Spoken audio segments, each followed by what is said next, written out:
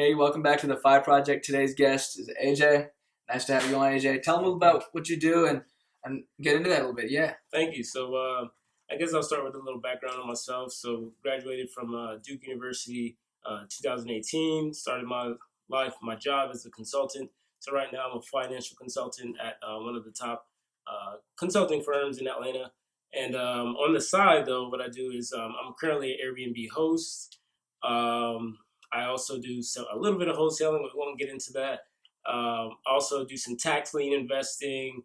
And I just actually registered my LLC. So we're going to start acquiring some properties and putting it in the holding Nice. company. So tell us a bit more about the Airbnb. Like, how old are you? Yeah, Also? so I just turned 24. That's crazy. That's nothing. There's so many young people, even in Atlanta alone, that that's what the whole point of the podcast is. It's like there are no limits. It's your age really doesn't define you. If you want the hustle, you're gonna go get it. Right. Yeah. And I think it's really cool because I've been meeting a lot of people like yourself. Mm-hmm. Agent Dooley, shout out to him.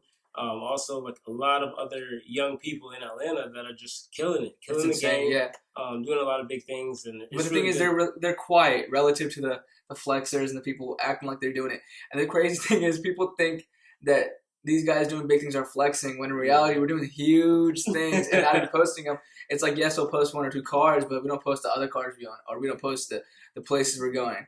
It's just insane. So there's a lot of money. The real money's hidden in the back door. It's like, so that's why the point of this is to get it out there to, clear out the misrepresentations, the misunderstandings of the industry. So like a little bit more about the Airbnb. Yeah. So I bought my first house. I was 23, and this was actually 6 or 7 months ago in May.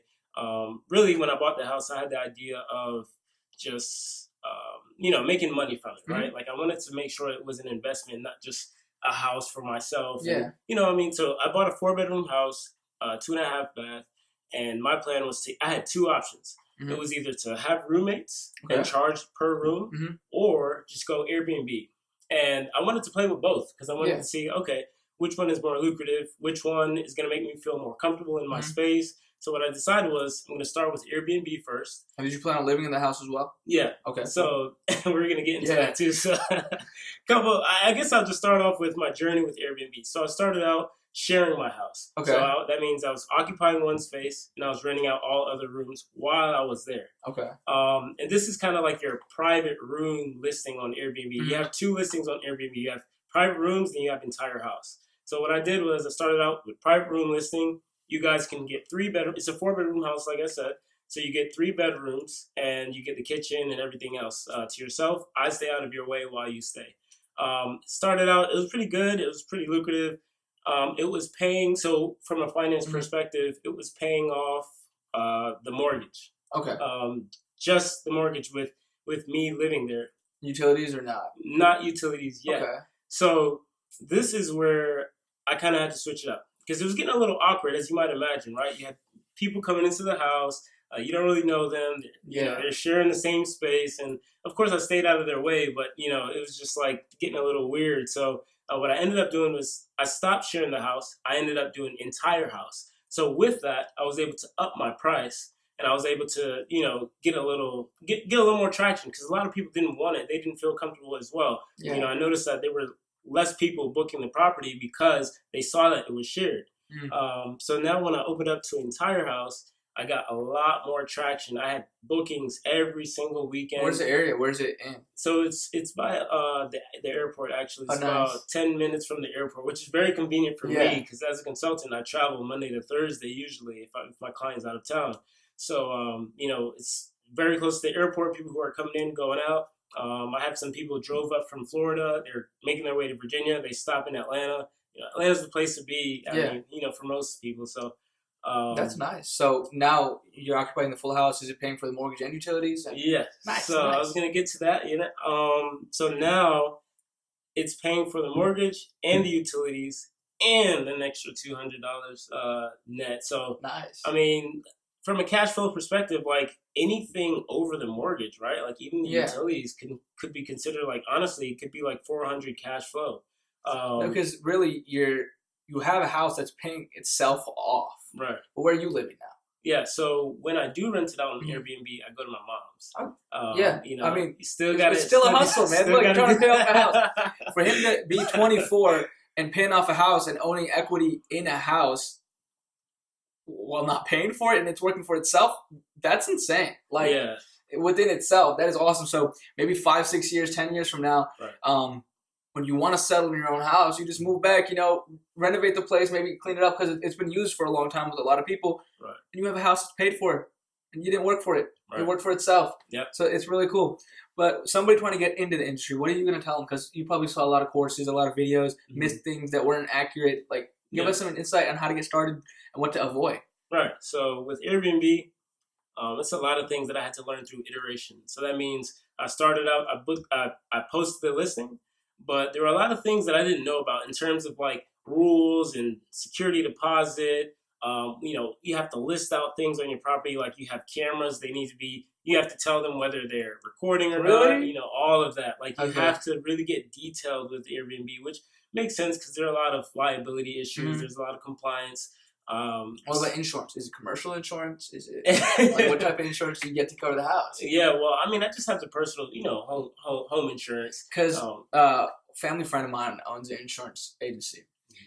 He mentioned that somebody had a case like that, which is crazy. And the thing was, the insurance didn't cover it because they were covering somebody living in the house. Oh. You might have to look into that. Yeah, but it's crazy because when you're using your house as a commercial tool to make you money, and you're not living it anymore, insurance company does not want to give you money. No matter what, their goal is to not give you the money because they lose money. So they're going to look into your house and find out who's listed on Airbnb. You could claim it was family staying, whatever, but they're going to look into it and they're going to be like, wait, you didn't mention this. So maybe look into commercial insurance. I don't know. Right, yeah. But there is a lot of risk, actually. A lot of people don't talk about that, so I'm glad you mentioned it.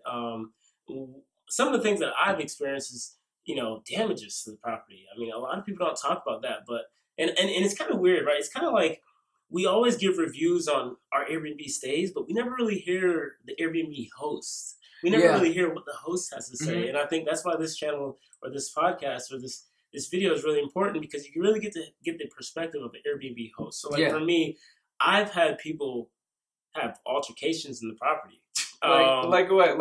Okay, so my last experience, this girl, I guess she was trying to get into the room of her boyfriend, which I wasn't there. I rented out the entire house. Oops, You're fine. You're fine. And basically, she ended up stabbing one of my doors. What? She stabbed my door.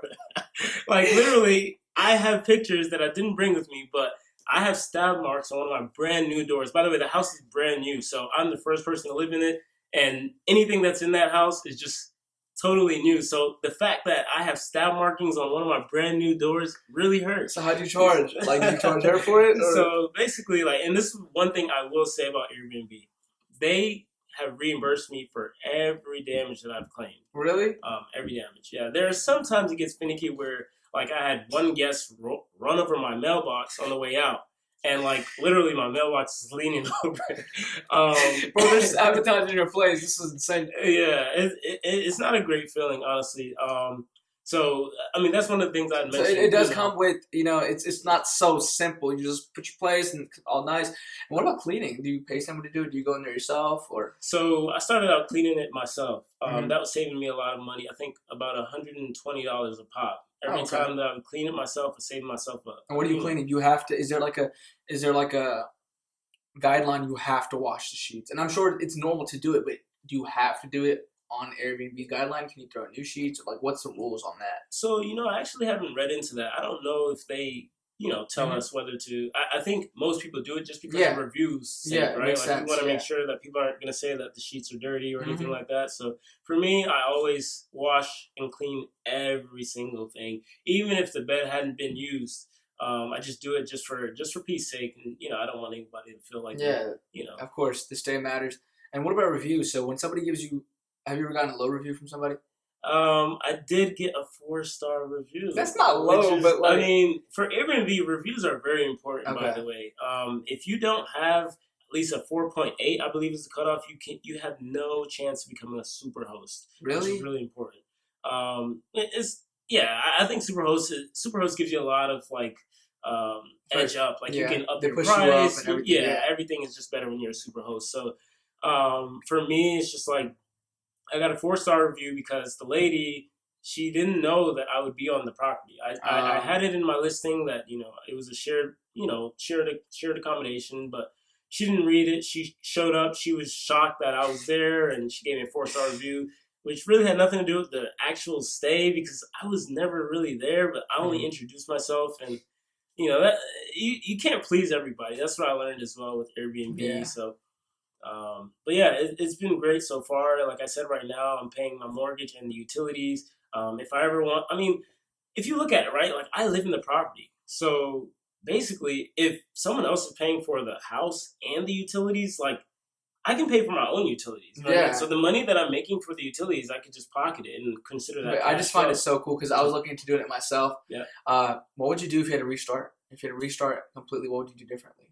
You know, I think I probably wouldn't have started out sharing the house. I would have started out doing the entire house first and just going to my mom's from the beginning. I think that's a small caveat though, right? Like, if I not done it the way I did, I would have felt like I should have shared the house first. You know what I mean? So everything is kind of different in retrospect when you look back. I got you. But did you renovate it in any way, or did you just buy it up like all pre-done? The house? Yeah, was it ready to go? Yeah, the house, like I said, was brand new. Everything was pristine condition. Brand new paint. It still smells brand new to this day. So that is cool, man. So that is cool. I really think I lucked out. I've also heard of people doing like floor, for example, like if you have a basement, 3-floor, with the basement, you could rent out the basement and then live on the top, or vice versa and stuff like that. I don't know how that would work. Yeah, that's house hacking. That's actually ideal, honestly. Like you have your own space, and you can give them an entire space while you because you give each family a different floor in a sense, and that likewise also works in a building if you have some condos or something. Yep. Yeah, I think that's exactly what I was trying to shoot for, but because I don't have a basement, I really just had to kind of do with what I was given. You know what I mean? Be creative in that sense. So that's what I did. So there's a lot of misconceptions out there that, like, you know, Airbnb hosting and stuff like that. You know, what are those misconceptions that you think like happen that put more reality onto it? So the questions were some what are some misconceptions of Airbnb hosting, of buying a house and having it pay for itself in Airbnb, and what would you say that? I guess a lot of people feel like they can just, I don't know. From a guest perspective, I know guests tend to feel like when they rent an Airbnb that they can do whatever they want with the space. Yeah. Because they're paying for it, and that is not the case at all. Like, there are a lot of people who own these houses and really cherish these homes, and when you come in and party, smoke them out, you smoke them out. Like, I've had somebody smoke in a room, and that really I live there. Like, it's not something that I would want, and I just feel like guests don't really think about that. But from a host perspective, I think some of the things that I didn't really think about prior is just, you know, just having different people in and out of your home, especially when you're not there. You never know what could happen. You know, someone could try to leave a window open, you know, or someone could be hiding under your bed once you come back to your property. You know, there's a lot of safety precautions that are just overlooked when it comes to like being a host. Scary, I just thought about it. What if somebody's hot? That's scary as shit. Yeah, or just like they could plan something where they unlock one of the windows and you don't check every window when you come back. You know what I mean? And then they just plot against you and try to, you know, take. Damn, bro, you've been watching a hella movies or something. I don't know. That shit's scary. But damn, but seems awesome. If you guys want to get started, if you want to shoot AJ a message, what's your IG? Like, where can they contact you? Yeah, so you can find me on IG at Mr. Prodigy. That's mr.prodigyy. I also have a website, alanjamar.com. That's alanjamar.com. Cool. Yeah. All right. Thank you for coming. I think you have one more question. Yeah. So, you know, someone who sees this, or someone who follows you, right? They want to get started, right? They are 21 years old. Yeah. What do you do? So if someone's 21, they want to get started, what do they do? That was a question, yeah. So, of course, first you have to have a space that you can put on Airbnb. Mm-hmm. Once you get that, you want to decorate it or do whatever you know, set it up the way you want it to be. And then after that, I mean, just it's really easy, honestly. Like posting a listing on Airbnb is pretty easy, I must say. So as long as you have a space, you have an address, You have an accommodation, whether it's a couch, a bed, or rooms. Just What would be take the your process pictures. of acquiring the space? Like, would you take out a loan in hopes of leasing it out, or what should be the mindset going into it? Should it be a pure commercial standpoint? Will it make you money back fast enough, or should it be incentive? I plan on living. Like, what should be that? It really varies. Like it could be a primary residence. It could be a room in the house that you're living in. Like Okay. I actually lived at my father's house and considered, putting up one room on Airbnb. If you have a basement in your home, you could do that now. Like So it'd be easier to start with something you already have, Right. if possible. yeah, exactly. I know that there's some Airbnb arbitrage. It's a trend where basically you go to an apartment complex, you rent it out, you Like pay subleasing rent, it in a sense, right? yeah. And you sublease it, so you can put your apartment on Airbnb. We have to check the rules on that because it's getting really serious. People are getting super Red mad. zones. But people yeah. are getting kicked out for that. But check there the are some rules. I people think that's a who good are. way to start. Because look, Yeah. realistically, if you're doing something like this, you need to have some type of capital saved up. It's a Right. house, right? You need insurance. There's a lot of things that go into it. Cool. But a cool way to start, find a complex that is not against subleasing. There aren't that many, though. A lot of people are against subleasing, but figure that out. What's at risk here? 8 months, 6 months, a year, 2 years of rent versus, $300,000 house, $400,000 house, getting a loan taken out. So that'd be a cool way to start, honestly, if you get a good location. But Yeah. And from a home owning perspective, as a young person, I just want to put this out there. It's not as a lot of people say like, I can't afford a $200,000 house. There are 3% down programs, for first time home buyers, which is something that I took advantage of. And really, for my house, I paid less than $200,000 for it for a brand new house near the airport. I feel like I found a great deal. But I put 3% down, which is about $5,500 or so. That's all I needed to come out of pocket. So if you have $5,000, you could buy a house. But to make sure your cash flow is set straight. But that's crazy. Yeah. But that's crazy. So many people are gonna buy a house after this, and then like a year later, like fuck, bro. AJ, why'd you fucking not just playing? But look, take caution. Houses is a big deal, but it is easier than ever to get into one if you have the correct cash flow. So we're gonna wrap it up with that. Thank you, AJ. Hey, thank you. And take it easy, everybody. All right, I'll see you guys on the next episode. Bye. See ya.